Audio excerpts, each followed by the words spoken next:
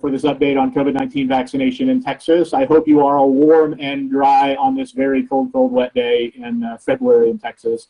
I'm Chris Van Duzen with the Texas Department of State Health Services. I'm joined once again today by Imelda Garcia, who is our Associate Commissioner for Laboratory and Infectious Disease Services, and the chair of the Texas Expert Vaccine Allocation Panel. We're also joined today by Dr. Saroj Rai, DSHS Scientific Advisor and vaccinologist by training. She'll provide an update on the Johnson & Johnson vaccine, now up for emergency use authorization with the FDA. As a reminder, to ask a question, please type it into the question box and do include your outlet so we can recognize you appropriately. We'll take as many questions as we have time for, and this briefing is being recorded, and we will send out a link to that recording once it is live. It usually takes an hour or so after the conclusion of the briefing. So with that, I would first like to turn it over to Imelda Garcia for an update on vaccination efforts. Thank you, Chris. It's good to be here with you guys today. I appreciate you spending some time with us on this very cold afternoon. So first, let's go ahead and start with our vaccination update as far as our numbers go. So providers in Texas have now administered more than 3.66 million doses of vaccine all across the state. And that's up more than 900,000 since we last spoke a week ago. More than 2.7 million people have received at least one dose, and that is about, in addition to 960,000 that are fully vaccinated with both doses. We do expect to hit our 1 million Texans fully vaccinated with tomorrow's update, so please stay tuned for that. Now, when we look at age groups, the focus on our older adults continues to pay off. Most people who got their first dose in last week are 65 and older. And now more than 1.2 million people 65 and up have gotten their first dose. And that's close to 1 in every 3 people within that age group. So looking forward to next week, we'll again see more than 400,000 first doses coming to providers all across the state. And we're making allocations to about 300 providers in various locations. Now, this does not include those doses going to pharmacy locations through the federal retail pharmacy program. And what kicks off this week, we will have 80,000 doses that are shipping or have already arrived at 376 pharmacy locations. And we do expect that to be fairly consistent in the next week or two. This is a really good news because it means that more vaccine is coming in more places for more Texans. And you may have also heard yesterday's announcement that FEMA will be partnering with our state and local governments to operate vaccine sites in Houston and in North Texas. FEMA has said that the vaccine for those sites won't come out of our current allocation, and that this is indeed new vaccine doses coming to the state. They expect to vaccinate up to 6,000 people a day at the Houston site and 3,000 each day at the Arlington and Dallas sites.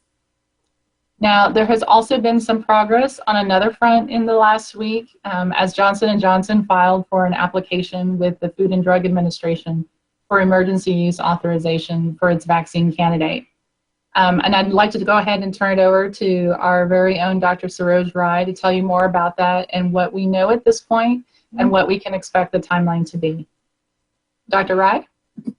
Thank you, Commissioner. Good afternoon, everyone. It's good to be with you. As Commissioner Garcia just mentioned, we could potentially have a third vaccine available in the very near future to fight against this deadly disease. Specifically, we're talking about the Janssen Biotech vaccine, which Janssen is a subsidiary of Johnson & Johnson. And the company has filed an application with the FDA of its investigational COVID-19 vaccine. And important thing about this vaccine is that it's a single dose vaccine, which we know it's different than Pfizer's and Moderna's vaccine, which are both 2-dose vaccine. The filing is for adults ages 18 years and older. The basis of this filing comes from their interim analysis of the phase 3 study, and the name of the study is Ensemble. And the key efficacy and safety data are based on about 44,000 participants that took part in the study, with 468 COVID-19 infections that comprise the basis of the interim analysis. The study is being conducted still in the US, in Latin America, as well as South Africa, and in total about 8 countries. The level of protection against moderate to severe COVID-19 infection was observed to be 72% in the US, 66% in Latin America, and 57% in South Africa after 28 days after the single dose of the vaccine was administered. And the study also, the interim analysis also showed that the onset of protection was observed as early as day 14.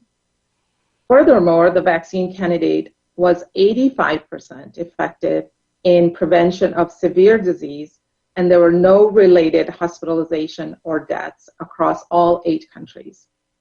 And that is after 28 days after vaccination among those individuals that received the vaccine in the clinical trial. So I would also like to add a comment about the efficacy, and I know this is in everyone's mind, is how does the 72% fare compared to what we have seen with Moderna and Pfizer, which are in the mid-90s or 94%. At this point, it is difficult to say if one vaccine is better versus the other, because all these vaccines were not studied in a same clinical trial. That is, they were not compared head to head. But what we do know that the prevention of hospitalization, and there were no deaths in the Janssen studies, which is similar to what was observed, what happened in both Pfizer's and Moderna's study. So we have yet another third vaccine potentially coming up, which is very strong and efficacious. So now I would like to just tell you briefly about the technology of this vaccine, and then we'll close with some timeline that we're anticipating. So the technology of this vaccine is different than both Pfizer and Moderna. So we have come to learn very much about messenger RNA vaccine technology platform for Pfizer and Moderna. The Janssen vaccine uses a different technology called viral vector non-replicating technology. So the target for all 3 vaccines, whether it's Moderna, Pfizer, or Janssen, it's still targeting the spike protein of the coronavirus, but the way it delivers that is slightly different on the Janssen vaccine. So it uses the adenovirus to deliver the the COVID-19 SARS spike protein, and the adenovirus vector has been modified so it will not replicate once the vaccine has been administered and cause any disease or illnesses. Because the technology is different in the Janssen's vaccine, this is a more rugged technology, more durable and stable than what we have seen with Pfizer and Moderna. So therefore, it does not require the same ultra-low temperature or frozen temperature conditions that we have seen with Pfizer and Moderna. And Janssen's vaccine can be stored under refrigerated conditions for up to 3 months and under frozen conditions for up to 2 years. Now, moving into timelines, as Commissioner Garcia mentioned, that the company has filed with the FDA an application for emergency use authorization. The FDA has already announced a meeting with its advisory committee, which is the Vaccine and Biologic Related Products Advisory Committee, and that is scheduled for, which is VRPAC, and that is scheduled for February 26th. So it's coming up. We anticipate that much the same way that the FDA very quickly issued the emergency use authorization after VRPAC met and reviewed the data and voted on whether the vaccine should be authorized or not very quickly, that after the 2026 meeting, we anticipate the FDA will do an issuance of the emergency use authorization. Now, after that, one key remaining step will be the clinical recommendations that CDC's advisory committee, which is the Committee on Immunization Practices, or ACIP, will issue. And again, similar to the last 2 times, right after the issuance of the emergency use authorization will take place, we anticipate ACIP will have an emergency meeting, and soon after that, we will have the interim recommendations. So the earliest time we're looking at right now is about 1st of March for the availability of this vaccine. So thank you very much. Thanks, Dr. Rai. We will take some questions now, move into that. As a reminder, please feel free to type questions into the question box. I don't see any in the moment about the Johnson & Johnson vaccine in particular, but happy to answer questions on that topic as far as we know what those answers are at this point. But moving to a few other questions, let's start with Hadi Mawagdi with KERA in Dallas, who asked a really topical question. Will weather affect the distribution of vaccine doses this week and the beginning of next week? And if so, what are we asking or advising providers to do for that? Thank you for that question. So we know that every time there are weather issues, it can disrupt the shipping supply line. And so we do ask that providers keep that in mind as they are planning for next week's shipments and appointments. The other thing to consider is that we are coming up on a federal holiday, and we did ask our providers whether or not they would be open to receive on Monday. So if they did not respond, then they will receive their vaccine on Tuesday or Wednesday.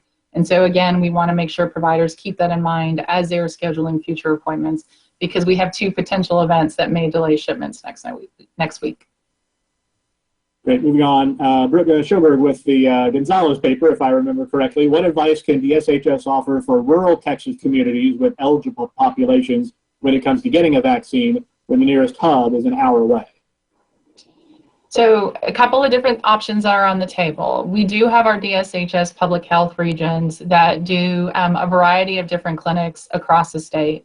And so I'd ask you to reach out to them and find out when their next vaccine clinic will be in your community. The other piece is just know that more and more vaccine are coming each and every week.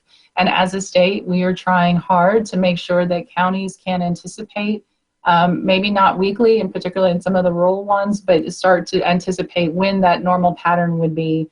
And so we just ask for your patience. Definitely reach out to your public health regions where you can. And stay tuned and connected with us. So as new sites get added across the state within each week, our map is updated with those new locations where we're placing allocations for the upcoming week. So please keep in mind on that as well. A couple of questions on the FEMA sites, which are coming, would be not this next week, but the week after. One from Jessica Shorten at the Montgomery County Gazette. With the incoming FEMA distribution sites, how will that impact the distribution methods of DSHS? With FEMA sites located in more metropolitan areas, will DSHS be prioritizing more rural areas with their allocations in the coming years? So that topic we're actually going to be bringing up with our expert vaccine allocation panel meeting on this coming Monday, and we will seek their advice and input about how that may or may not shift our allocation strategy. So more on that, please stay tuned. And from Nick Garcia at the Dallas Morning News, can you share any details on registration process at the FEMA sites, particularly in Fair Park in Dallas, since they already have a registration sign-up list? And my understanding is that that will still be handled at the local level. I don't know if there's anything, Imelda, you can add to that. No, Chris, you're correct. So the registration sites will still be tied to the local level. And so each of those locations will designate a local provider that will run point on both the registration and the reporting component. So I would reach out to your local officials in order to identify where the best place for that is. Got it. Dr. Rai, question for you. I got a couple of questions about the new Johnson & Johnson vaccine from Suzanne Freeman. One is, how quickly will it be available in Texas? You spoke a little bit to this as far as when we might expect shipments to start to ship out. And will distribution be handled the same way as the other vaccines? So in terms of the timing, as I mentioned, based on what we have seen in the past for what the FDA and CDC have done, is that soon after the emergency use authorization is done, the recommendation will follow. So as I mentioned, the dates we're looking at is 1st of March, if all those sequences happen the same way as we anticipate. So the only firm date we have is the FDA's advisory committee has that scheduled meeting is on the 26th. So based upon that, we're taking our estimate to be March 1st. And availability, based on what the company has said, that the supplies has been loaded in the respective warehouses, and upon the issuance of the emergency use authorization, they will be ready to ship. In terms of how the distribution will be done, I'm going to turn that over to the Commissioner and see if the Commissioner Garcia might have anything to add to that. Thank you, Dr. Rai. So depending on how the population recommendation comes out of the Advisory Committee on Immunization Practices, that will help guide our distribution process.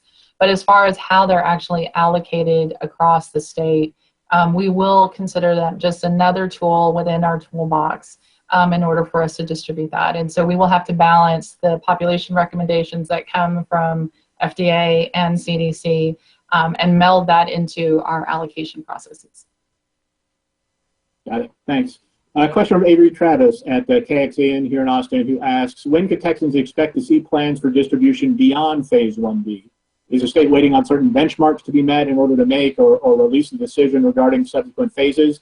Do the next phases depend on increased supply or new vaccine authorizations?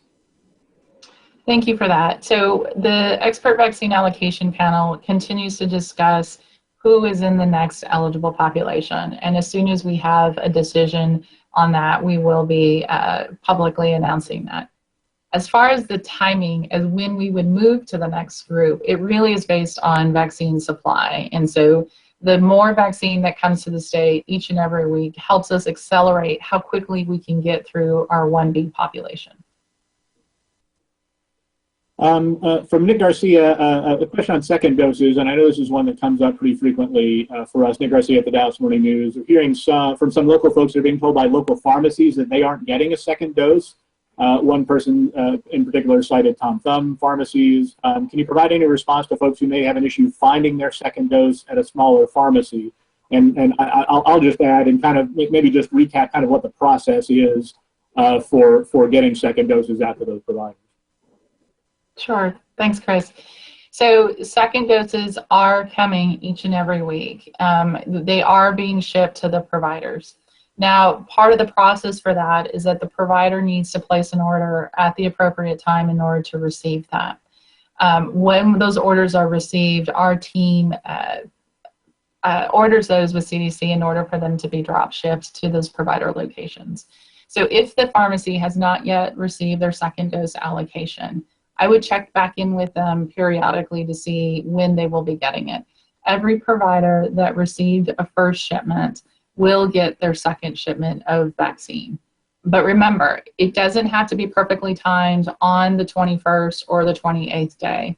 CDC and FDA now allow a 6-week window from when you got the first dose. So if you don't get it on that magical day, it is perfectly okay for you to receive it later. We want you to come back and make sure you get your second dose, even if it's not perfectly on time.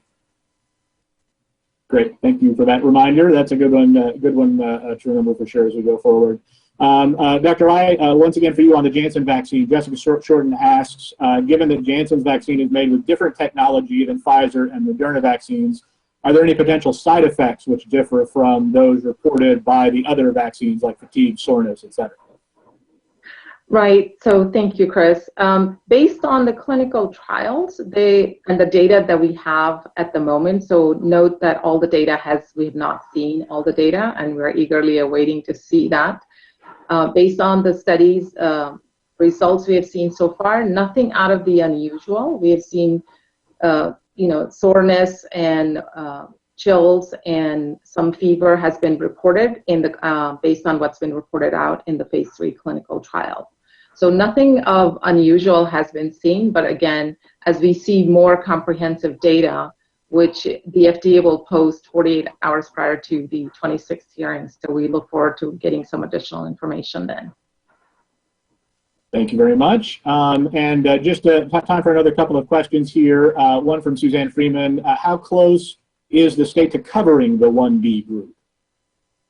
So every day we make more and more progress in covering the 1B group. And so, with our current numbers that I presented earlier, we are making big strides in that. So once we hit our 1 million Texans vaccinated, we will continue to move through that. And if you'll notice, the pace at which our providers are able to vaccinate has been accelerating. And so just within a short period of time, it took us about a month to hit the 1 million, but then the 2 and the 3 million doses administered have happened very, very quickly. So I do expect that we'll be vaccinating our 1B population for a bit while more vaccine continues to arrive in the state. And one final question from Valerie Gonzalez at the Monitor, and this is probably going to be both of you. The Johnson & Johnson vaccine appears to have a lesser effectivity rate against the variant from South Africa.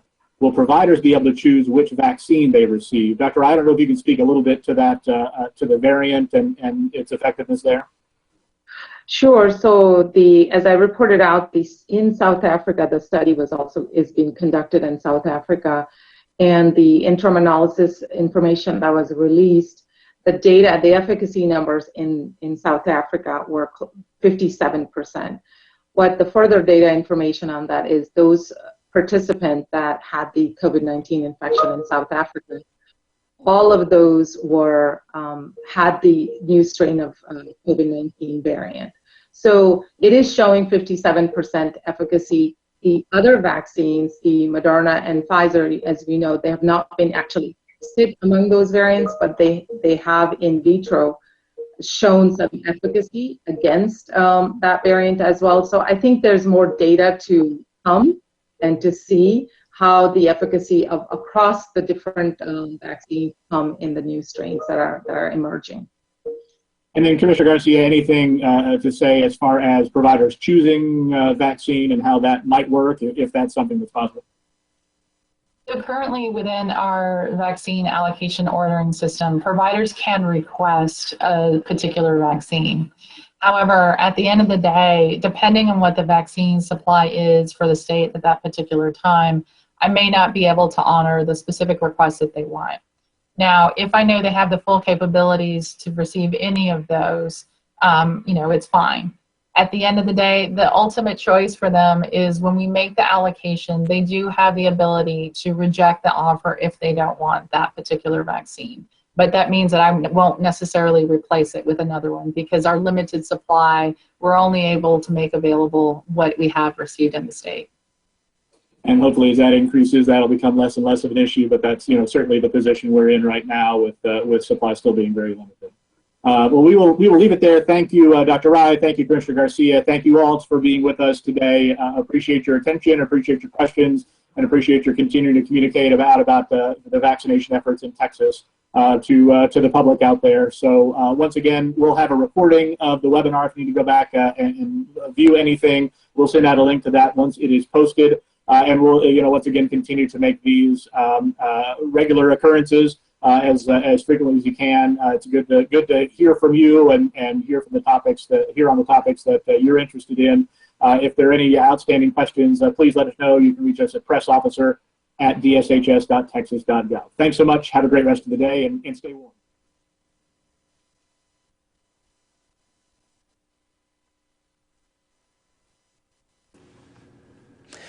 Will Dupree here in the KXAN live studio. Thank you all for watching this stream. That was the conclusion of a virtual briefing held by the Texas Department of State Health Services discussing distribution and allocation of the COVID-19 vaccine.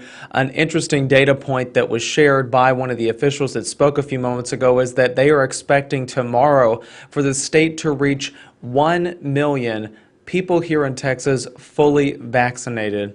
Again, we are still reporting also about this Johnson & Johnson COVID-19 vaccine candidate. The company has filed an application for emergency use authorization. That meeting will happen on February 26th. And one of the other officials here in Texas that spoke just a few moments ago said that if everything goes as planned, if the FDA ends up approving and giving that EUA to the Johnson & Johnson vaccine candidate, then it's possible that it could be available and shipped out by March 1st, which would, of course, expand the amount of vaccine available to states, including Texas. So we'll keep following that. We thank you all for watching again our stream. For additional information about the weather, because that is a big concern right now for everybody out there, you can find that all on our website, kxan.com, and on the KXAN News app. Please download that if you've not done so already. Once again, I'm Will Dupree here in the KXAN live studio. We'll see you back here another time. Please, everyone, stay safe and stay healthy. Take care.